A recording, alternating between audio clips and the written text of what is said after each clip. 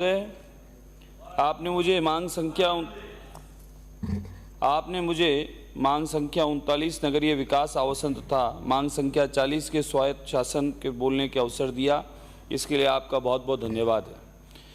अब मैं अपराकाशी जयपुर शहर तथा मेरे हवा महल विधानसभा क्षेत्र की जेडीए द्वारा नगर निगम संबंधी समस्याओं की ओर ध्यान दिलाना चाहता हूं और विशेष धन्यवाद मुख्यमंत्री महोदय, उप मुख्यमंत्री महोदय, वित्त मंत्री का और हमारी यूडीएच मंत्री जावर साहब का भी कि उन्होंने हमारी हवा महल विधानसभा की विशेष मांग से अधिक जो आपने हमें दिया उसके लिए आपको बहुत बहुत धन्यवाद है।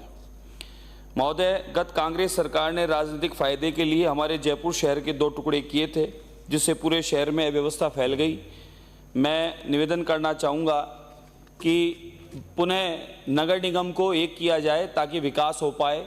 कई जगह तो स्थिति करती जिस प्रकार से वार्ड पंच हुआ करते हैं पंचायत में, उतने लोगों के भी पार्षद आप लोगों ने बना दिए। बजट कुछ था नहीं और खाली घोषणाएं कर दी गई, कुछ हुआ नहीं।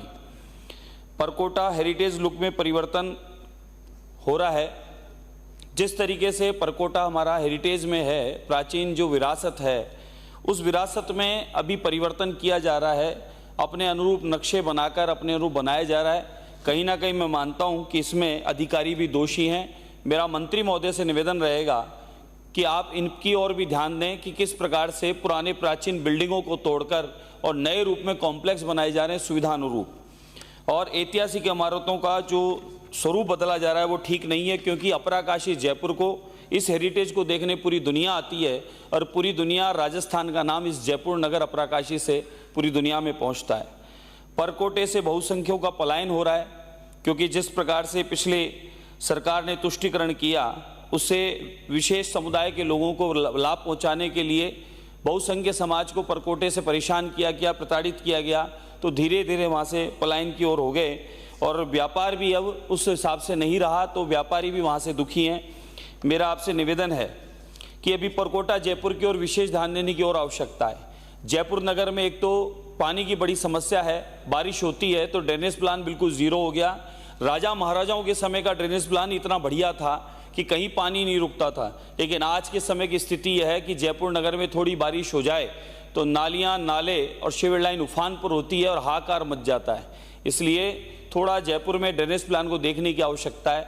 जैसा मुझसे पूर्व कई सदस्यों ने कहा कि टेक्निकल जानकारी पूरी करके ही काम चालू किया जाए।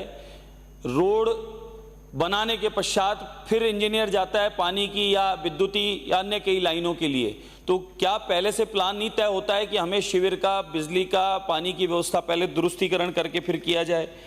और परकोटे में निवेदन करना चाहूँगा महोदय कि मांस की दुकानों का 5 साल में बहुत तेज गति से व्यापार बढ़ा है। चौं ओर आप देखेंगे बिना लाइसेंस के चौं ओर खुले में मांस की दुकानें चल रही है। जिंदा जानवर वहां रखा जाता है, कोई नियम कायदा नहीं है।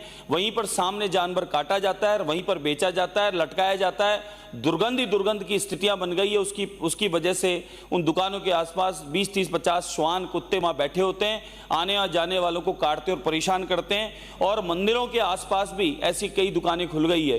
कभी 150 मीटर हुआ करता था, आजकल 50 मीटर भी नहीं रहा। और कुछ जगह तो कोई नियम कायदा नहीं है, कॉलोनी के भीतर भी ये दुकानें खुल गई हैं जिनकी अनगिनत प्रतिदिन शिकायतें आती है।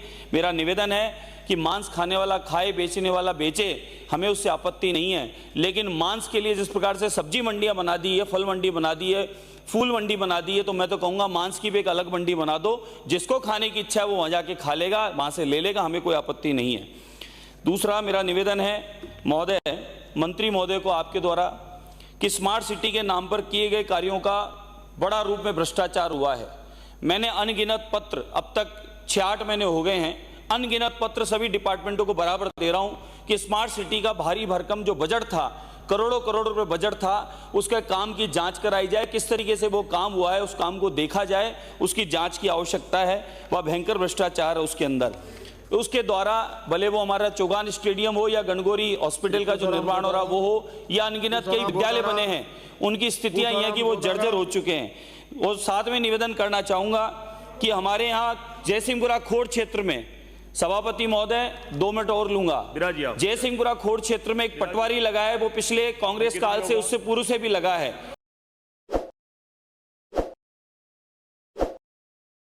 ताज़ा खबरों के लिए विजिट करें द फैक्ट इंडिया की वेबसाइट और डाउनलोड करें द फैक्ट इंडिया ऐप।